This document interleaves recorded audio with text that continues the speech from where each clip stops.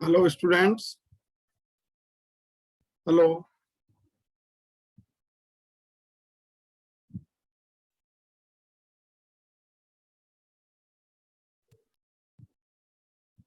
Hello.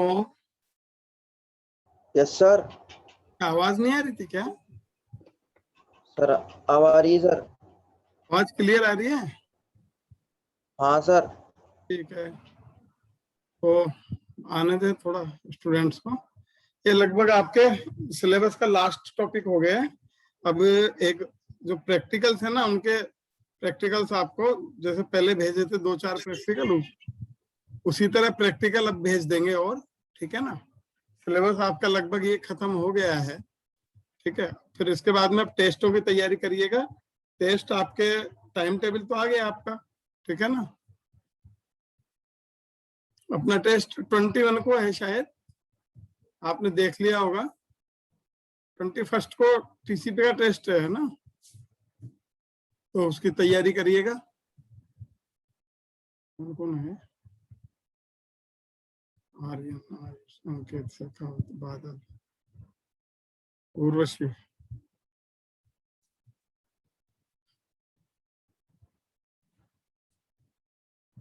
ठीक है, तो शुरू करते हैं क्लास। हेलो।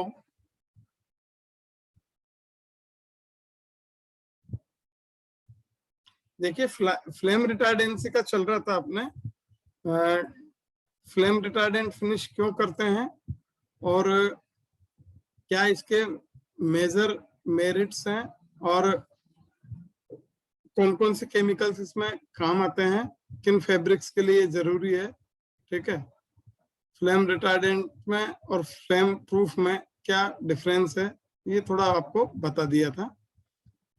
कुछ फाइबर्स के लिए फ्लेम रिटार्डेंट फिनिश बता दी थी और कुछ के लिए मैं अब बताऊंगा। ठीक है, ये आपके क्लियर हो गया होगा, ठीक है ना। क्लियर न भी हो तो आप पूछ लीजिए, आपको दोबारा बता देंगे। ठीक है, कुमान सिंह, कुमान सिंह क्लास में हो? हेलो, कुमान सिंह क्लास में हो? कुमान सिंह,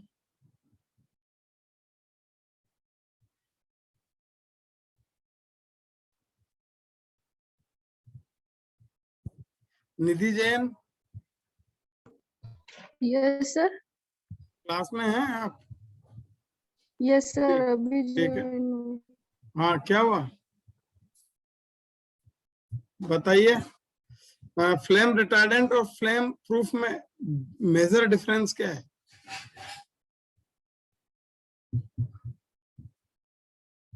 हेलो, निधि जैन, क्या हुआ? सर,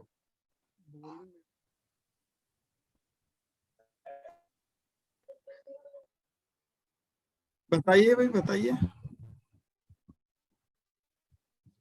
फ्लेम रिटार्डेंट में जब अपन फैब्रिक फिनिश करते हैं तो जो गैसेस निकल। क्लियर आवाज नहीं आ रही है आपकी।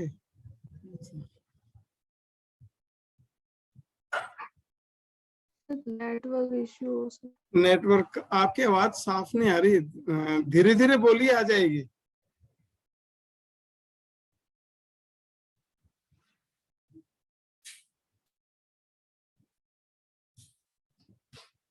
क्या हुआ, कोई बोल नहीं रहा है? और कौन है? आयुष,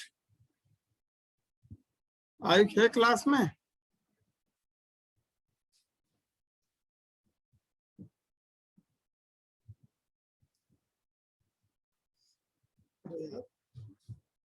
खुशी, खिड़की बंद कर ले।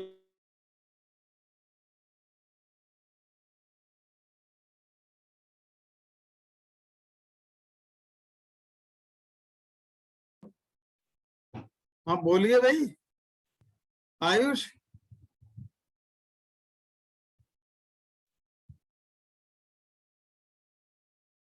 चलो, एनीवे, क्लास शुरू करते हैं। ठीक है, तो फ्लेम रिटार्डेंट फिनिश का बता दिया था।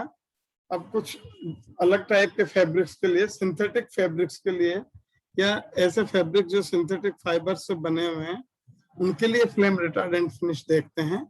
ठीक है, तो flame retardant finish for synthetic fibres, तो इसके लिए some attempts have been made to impart flame retardant properties during the manufacturing stage।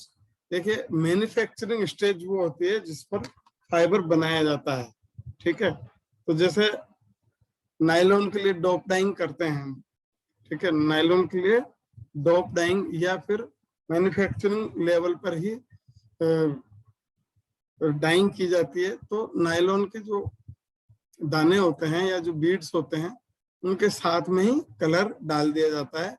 तो जो फिलामेंट बनता है वो फिलामेंट कलरफुल बनता है, उसको डाई करने की जरूरत नहीं होती है। ठीक है, तो इसी तरह इसमें जो फ्लेम प्रूफ कलर है, सॉरी, इसमें फ्लेम प्रूफ फिनिश है या फिनिशिंग एजेंट है, वो फिनिशिंग एजेंट हम उस समय डाल देते हैं उसमें जब उसकी मैन्युफैक्चरिंग हो रही हो। ठीक है ना।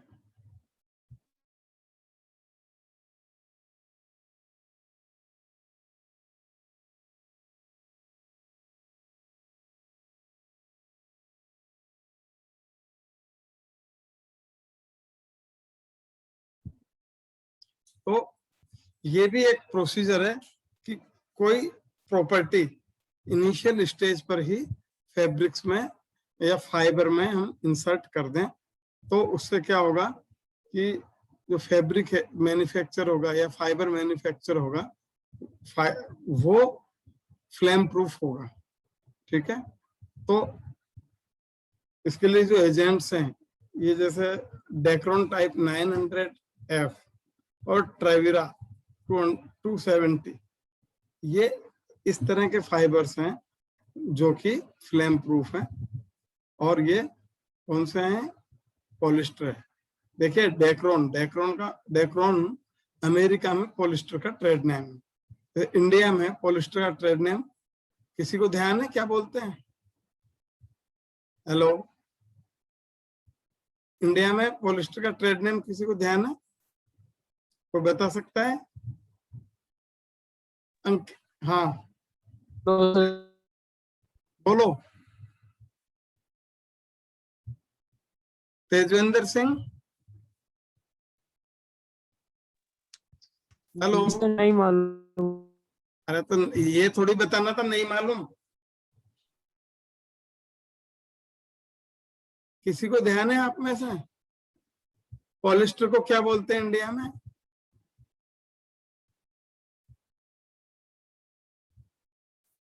रुपेश त्यागी, रुपेश क्लास में है नहीं? रुपेश,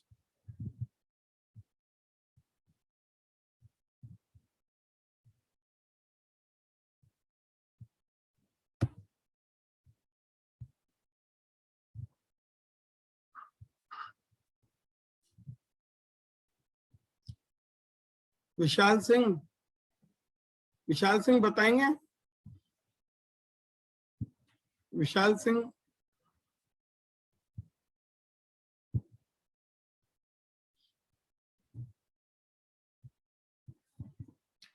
तो इंडिया में जो पॉलिस्टर का ट्रेड नेम है टेरिलीन है।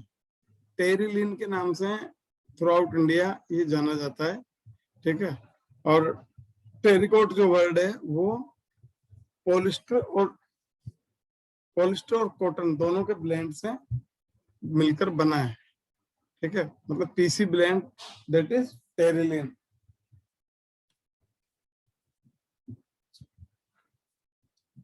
ठीक है, तो ये इस तरह से ये फिनिश ये जो फिनिश है flame retardant finish to synthetic fibres, ये उस लेवल पर ही दे दी जाती है जब ये मैन्युफैक्चर होते हैं। ठीक है। नाउ नेक्स्ट है flame retardant finish for polyester, ये इंपॉर्टेंट है, ठीक है। इसके लिए आप देखेंगे finishing containing bromines are effective for polyester. Polyester के लिए जो ब्रोमीन से बनी हुई फिनिशेज होती हैं वो ज्यादा इंपॉर्टेंट होती है। Some trade names are tris 2,3 dibromo phenyl, dibromo propyl, sorry phenyl नहीं प्रोपाइल है, डाइब्रोमो प्रोपाइल फॉस्फेट, ये एक इम्पोर्टेंट फिनिश है जो कि इनको दी जाती है पॉलिस्टर को, ठीक है। Which is applied by means of paired dry thermofix process, मतलब एक सर्टेन कंसंट्रेशन के सॉल्यूशन में फैब्रिक को डिप करते हैं, उसके बाद में उसको सुखा लेते हैं, मींस ड्राई कर लेते हैं, और उसके बाद में उसको हीट सेट कर देते हैं। हाई टेम्परेचर पर ड्राई हीट से फैब्रिक को पास कर देते हैं, ठीक है। तो इसको हम बोलते हैं थर्मोफिक्सेशन, ठीक है। इसी तरह next it gives a good durable finish, और ये जो फिनिश है ये क्या है, ड्यूरेबल फिनिश है, मीन्स लाइफ लॉन्ग चलती है, या फैब्रिक जब तक चलता है तब तक ये चलती है, ठीक है।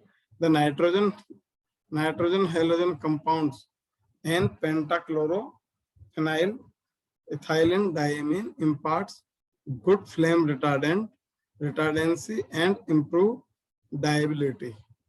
ये एक और दूसरी फिनिश है क्योंकि नाइट्रोजन बेस है, नाइट्रोजन हेलोजन कंपाउंड्स में नाइट्रोजन के साथ में आपके क्लोरीन, ब्रोमीन, फ्लोरीन और आयोडीन, ये चारों हेलाइड्स कहलाते हैं, ठीक है। इनमें से कोई भी नाइट्रोजन के साथ मिक्स करके और ये फ्लेम रिटार्डेंट फिनिश बनाते हैं, जैसे pentachlorophenol, ethylene diamine imparts good flame retardancy and improves dyeability।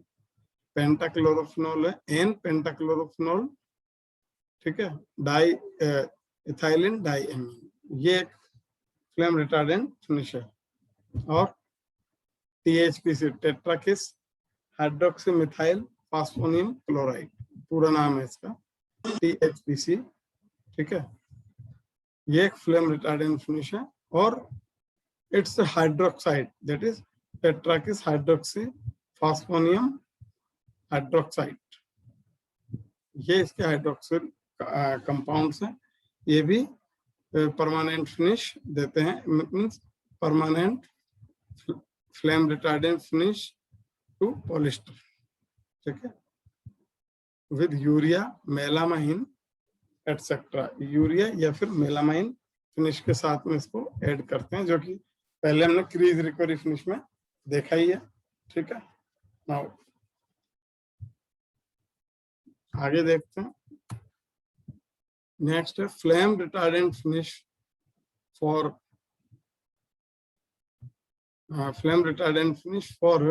Polyester cotton blend, that is PC blends के लिए फ्लेम रिटार्डेंट फिनिश है, ठीक है। इसके लिए है पॉलिस्टर कॉटन ब्लेंड में, मींस एक सर्टेन अमाउंट में, देखिए अगर इसमें ज्यादा पॉलिस्टर का अमाउंट, मतलब 80% के ऊपर में अगर पॉलिस्टर है तो वो पॉलिस्टर का ही माना जाएगा, अलग से कॉटन को कंसिडर नहीं करते हैं। जबकि अगर 20% है कॉटन का अमाउंट, इसमें 20% या 15% से ज्यादा है, तो इसमें अलग से दोनों के लिए फिनिश देनी पड़ेगी, ठीक है।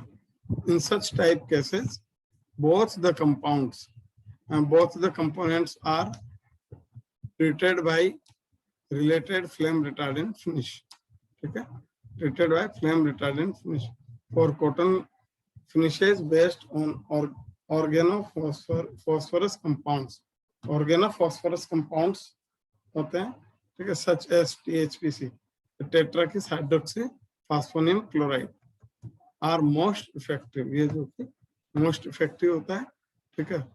In a typical process, simple process में the fabric is padded with a solution, ये इसकी रेसिपी, ये देख लीजिए आप,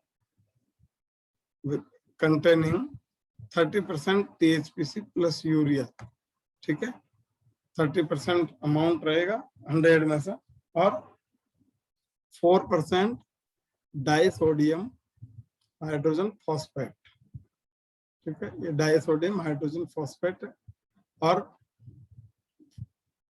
6.4% रहेगा पॉलीविनाइल ब्रोमाइड कोपोलीमर।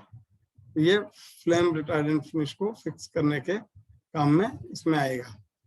और 2% है सोडियम हाइड्रोक्साइड, ये होगा इसका 50% सॉल्यूशन, ठीक है, 50% solution to adjust the pH 5.7, ठीक है। तो ये काफी हाईली एसिडिक है, तो इसलिए इसकी पीएच को मेंटेन करने के लिए इसमें ये NaOH मिलाते हैं, ठीक है। उसके बावजूद भी पीएच जो है एसिडिक के नीचे ही इसमें रहे है, ठीक है। तो इसको लगभग न्यूट्रल के लगभग लाने का काम किया है इसमें आपके सोडियम हाइड्रोक्साइड ने, ठीक है। नाउ प्रोसीजर है, dried at 85 degree Celsius, fabric को आपने डिप किया है, ठीक है, इसमें से एडिंग की, उसके बाद में 85 डिग्री सेल्सियस टेम्परेचर पर ड्राई किया, and then curing 160 degree Celsius temperature पर 2 मिनट के लिए क्यूरिंग की। तो जो आपके फिनिश है वो फैब्रिक पर परमानेंट हो जाएगी, ठीक है। The finish is fast washing but it affects the handle adversely, ठीक है, लेकिन इसको सावधानी से हमें काम लेना पड़ता है, ठीक है। ये हो गई आपके flame retardant finish. Flame retardant finish में किसी स्टूडेंट को कोई प्रॉब्लम हो पूछिए। मयंक सोनी, मयंक क्लास में है?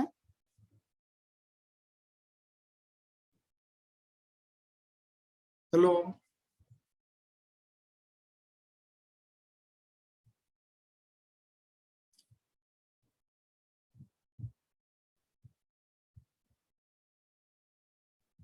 मोहम्मद अजहर,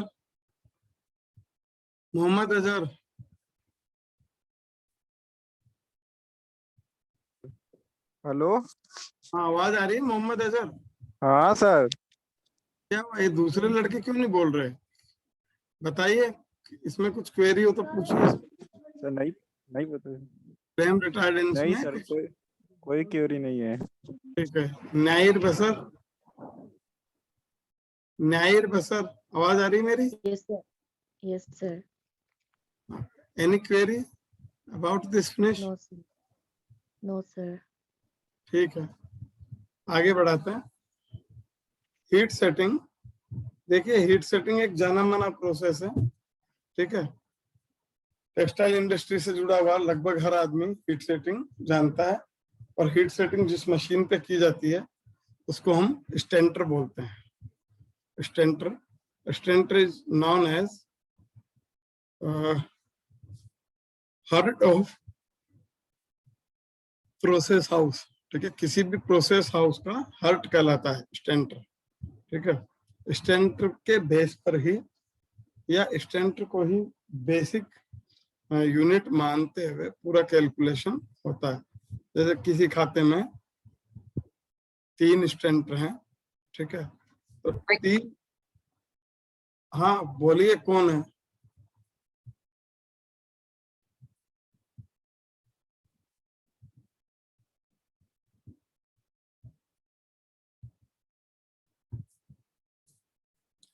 तीन स्टेंटर है, तो 3 स्टेंटर को यूनिट मानते हुए उसी के बेस पर जिगर, ठीक है, जेट डाइंग मशीन और दूसरी जितने भी मशीनें हैं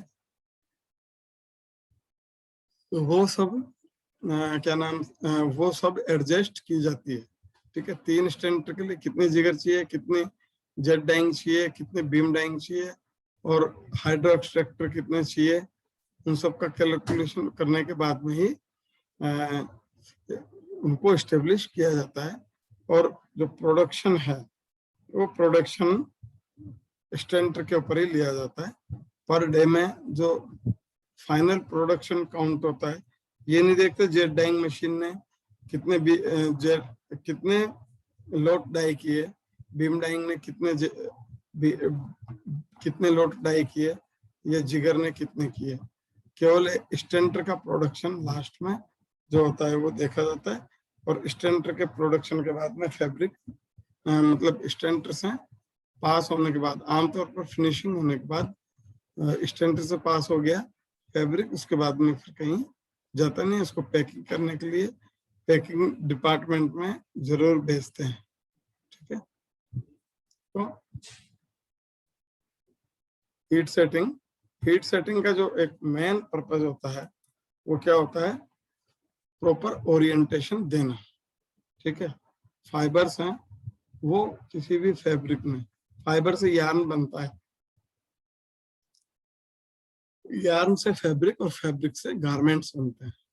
ठीक है ना, तो हीट सेटिंग क्यों करते हैं, हीट सेटिंग करने का पर्पज ये है कि फैब्रिक एक प्रॉपर सेट में, प्रॉपर डायमेंशन में सेट हो जाए परमानेंटली, ताकि बाद में जब हम यूज लें उस समय किसी तरह का फॉल्ट इसमें नहीं आए। ठीक है ना, पहले से उसको इतना मार्जिन देके इतना सिकोड़ कर चलते हैं कि जैसे 110 मीटर का है तो उसकी लेंथ 100 मीटर के आसपास रह जाएगी। ठीक है, पहले से इसको श्रिंक कर लेंगे और पहले से इसको हीट सेट कर लेते हैं। हीट सेट में जो ओरिएंटेशन है फाइबर्स का वो एक प्रॉपर डायरेक्शन में हो जाता है, बिल्कुल सही डायरेक्शन में ये होता है। ठीक है ना, जितने भी फाइबर्स हैं सबका ओरिएंटेशन एक ही डायरेक्शन में होता है। हीट सेटिंग के पहले फैब्रिक का जो फाइबर्स हैं, फैब्रिक के फाइबर्स हैं, उनका जो डायरेक्शन है वो रेंडमली रहता है। ठीक है, रेंडमली रहता है। ये इसका पर्पज हुआ। हीट सेट क्यों करते हैं, अच्छी चमक आ सके फैब्रिक में, डायमेंशनल स्टेबिलिटी हो सके, और हीट सेट्स में फैब्रिक जो है वो एक प्रॉपर सेट हो सके, मींस डिस्टोर्शन बाद में नहीं हो। ठीक है ना, फैब्रिक में डिस्टोर्शन हीट सेटिंग कर देने के बाद में नहीं रहता है या नहीं होता है। ठीक है, अरे यार स्टूडेंट स्लाइड दिख रही है आपको? Hello, yes sir. Slide visible है? जी सर, विजुअल है। ठीक है, तो इसका बता देते हैं फाइनल, फिर इसके बाद में तो these processes is to stabilize the set, that is warp and weft, so that the heat setting approach, so that the fabric does not distort during use. ठीक है, बताया था मैंने अभी थोड़ी देर पहले। The effect is brought about by the agencies like heat, moisture, steam or hot water and pressure. Heat setting किससे की जाती है, या तो फिर मॉइस्चर से या ड्राई हीट से, ठीक है, स्टीम से या फिर प्रेशर से। ठीक है, and generally no chemical are used in this process. Steaming में, ये हीट सेटिंग में कोई भी केमिकल काम में नहीं लेते हैं। No, in the heat setting, ये आगे आ जाएगा स्टेंटर। In the heat setting, the fabric is subjected to the action of high temperature for a short time to make it dimensionally stable. High temperature पर बिल्कुल कम समय के लिए फैब्रिक को उसमें रखा जाता है और उधर से बाहर निकाल लेते हैं। मतलब क्या हुआ, यह एक कंटिन्यूअस प्रोसेस है, लगातार चलने वाला। ठीक है, it is continuous process. The need for setting these fabrics arises because they are liable to a kind of shrinkage peculiar to them, and due to this method of manufacturing when exposed to high temperature, तो high temperature पर इसको क्या करते हैं, set करते हैं। Polyester fabric shrinks about 7% in boiling water or 20% at 220 degree Celsius.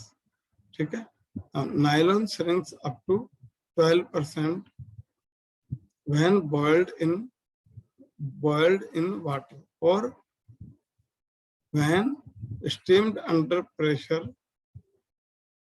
Pressure के साथ अगर हाई स्टीम करें तो पॉलिस्टर पे क्या फर्क होता है, steam under pressure the process, और ये 12% तक श्रिंक हो जाता है। ये नायलॉन 12% तक श्रिंक होगा। ठीक है, व्हेन बॉइल्ड इन वाटर और व्हेन स्टीम्ड अंडर प्रेशर क्या होगा। Now the process of heat setting essentially consists of exposing the fabric while under dimensional control to a temperature slightly higher than an atmosphere, higher than any temperature likely to be met in subsequent processing or use. Means heat setting के समय जो temperature रखा जाता है वो इस तरह का टेम्परेचर रखते हैं कि उतने हाई टेम्परेचर पर कोई दूसरा प्रोसेस फैब्रिक को नहीं पहुंचा सके। नहीं तो ये फिनिश फैब्रिक को अगर हाई टेम्परेचर, जैसे मान लो 180 पर आपने हीट सेट करा और आयरनिंग के समय 180 कर दिया, तो जो फैब्रिक है वो डिस्टॉर्ट हो जाएगा, उसकी जो सेटिंग है वैसी नहीं रहेगी जैसी पहले थी। ये बात ध्यान रखने की। ठीक है, और after heat setting process the randomly set molecules reset with parallel orientation में हो जाते हैं, मीन्स फाइबर से वो पैरेलल हो जाते हैं। The heat setting temperature for different synthetic fibres is different type के सिंथेटिक फाइबर के लिए ये हीट सेटिंग टेम्परेचर वो डिफरेंट रहता है। ठीक है, thus polyester fabric is heat set at 220 degree to 230 degree Celsius. ये टेम्परेचर है heat setting. The period of exposure being 30 seconds for polyester cotton as well as polyester wool blend. The temperature is 185 degrees Celsius. ठीक है, and time of treatment 30 second, 30 second तक 180 to 190 degree पर treat करते हैं इसको, polyester cotton को। ठीक है, the setting temperature is 190 degree Celsius at time of treatment 20 seconds. अगर 20 सेकंड्स से ज्यादा रखेंगे फैब्रिक में भी मेल्ट एट दिस टेम्परेचर। और जो मशीन है वो आप देख लीजिए, वो ये मशीन है, इसको स्टेंटर बोलते हैं। ये कितने चेम्बर का है यहाँ से आप गिन सकते हैं। ठीक है, तो ये आमतौर पर 5 चेम्बर, 6 चेम्बर या 7 चेम्बर स्टेंटर चलता है।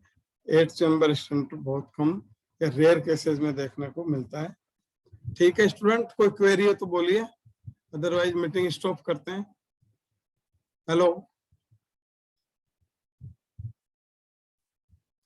Hello Yes, sir. ठीक है, कोई क्वेरी हो तो बोलो, मीटिंग ऑफ करते नहीं। ठीक।